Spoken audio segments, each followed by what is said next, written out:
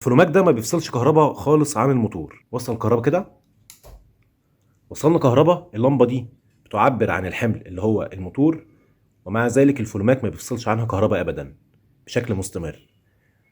عملنا كل اللي علينا ونضفنا الشوائب الداخليه اللي بتمنع الثقل المعدني اللي هنا من الحركه، زي ما كنا اتكلمنا قبل كده في موضوع الفلوماك وعملنا فيديوهات كامله عن الفلوماك. المهم انه ما بيفصلش كهرباء خالص. بفكرك إن القناة عليها قوائم تشغيل مرتبة للمبتدئين من أول الأساسيات ولحد الاحتراف في كل ما يخص الهندسة والصيانة العامة. أنا أحمد داوود، دكتور هندسة. دكتور هندسة.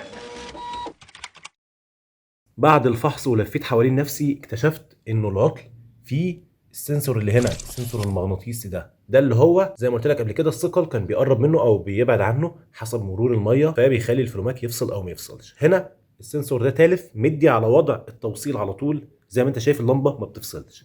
فتعالى كده هنعمل كوبري على السنسور ده ونشوف الدنيا ايه اللي هيحصل. ودلوقتي انا عملت كوبري اهو حوالين الحساس. هنوصل كده كهرباء. طبيعي ان هو هيوصل كهرباء للموتور لمده ثواني معينه، وبعد كده بيفصل. بيكتشف بقى انه مفيش مرور ميه. الكوبري ده انا عامله كانديكيشن او تعبير عن انه دلوقتي مفيش مرور ميه. تعالى كده نوصل الكهرباء. وصلنا.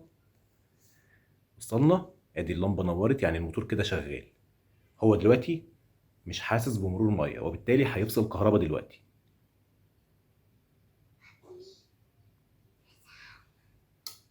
وبالفعل فصل كهرباء عن الموتور. يبقى العيب في السنسور ده، يا هنبدله من اي كارت قديمه، يا هنشوف بقى هنعملها ازاي. طبعا هو بيوصل كهرباء دلوقتي لانه هو بيحاول مره واتنين وبعد كده مش هيوصل تاني. هيفصل كهرباء عن الموتور دلوقتي. تمام.